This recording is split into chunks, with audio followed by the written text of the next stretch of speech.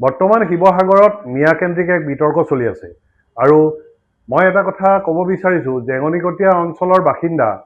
কিবা বাঘসেনা নামৰ সংগঠন চলাইছে ইউনুছ তামুলীয়ে এই দুদিনৰ আগত ক'লে যে জেঙনিকটীয়ালে 8 ফেব্ৰুৱাৰীত 10 বজাত 100 মিয়া আনিব কিবা কামত লগাব এতিয়া এই কথাটো লৈ এক বিতৰ্কৰ সৃষ্টি হৈছে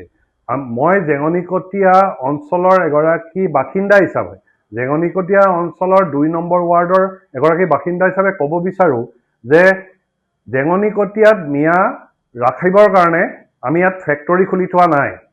যে বহিৰাগত বাংলাদেশীৰ চৰণীয়া পথাৰ এই ঐতিহাসিক জেঙনিকটীয়া অঞ্চল নহয় জেঙনিকটীয়া অঞ্চলত অসম সাহিত্য সভাৰ প্ৰাক্তন সভাপতি প্ৰথম ডক্টৰেট মহিদুল ইছলাম বৰাৰ জন্মস্থান ইয়াত খিলঞ্জীয়া মুছলমান বৰা হাজৰিকা শইকীয়া বিভিন্ন ধৰণৰ লোকে ইয়াত আহোম যুগৰ পৰা বসবাস কৰি আছে ইয়াত সমন্বয়ৰ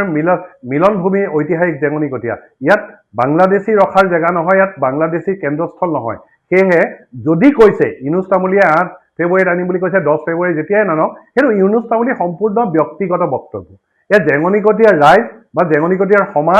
সমাজ ব্যৱস্থা বা মছজিদ কমিটি বা যুৱ সমাজৰ বক্তব্য নহয় মই এই কথাষাৰ সম্পূৰ্ণভাৱে জানো জেঙনিকটীয়াৰ সকলোৰে লগত কথা পাতিছোঁ যে মই জেঙনিকটীয়াৰ ৰাইজৰ পৰা প্ৰতিনিধিত্ব কৰি এটা কথা ক'ব বিচাৰিছোঁ যে অসমৰ সকলো শ্ৰেণীৰ লোকক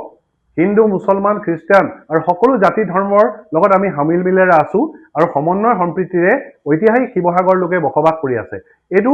এটা কথা মানুহৰ মনত ওলাইছে যে খিলঞ্জীয়া মুছলমানৰ নাম বহুতো কৰ্তন কৰিছে আমি খুব প্ৰকাশ কৰিছোঁ আমি অসম চৰকাৰ নিৰ্বাচন আয়োগৰ ওপৰত খুব প্ৰকাশ কৰিছোঁ কিন্তু এটা কথা যে যিটো তামুলীয়ে যিটো কথা কৈছে সম্পূৰ্ণ ব্যক্তিগতভাৱে ব্যক্তিগত অভিমত ব্যক্ত কৰিছে এইটো জেঙনিকটীয়াৰ লগত কোনো সম্পৰ্ক নাই এইটো ভুল বুজিব নালাগে যে আমি হাতাম পুৰুষীয়া ঐক্য সম্প্ৰতি কোনো কাৰণতে বিনষ্ট হ'বলৈ নিদিওঁ এইটো তামুলীয়ে আহক যোনে আহক জেঙনিকটীয়াত আমি মিয়াৰ কেন্দ্ৰস্থল কেতিয়াও হ'বলৈ নিদিওঁ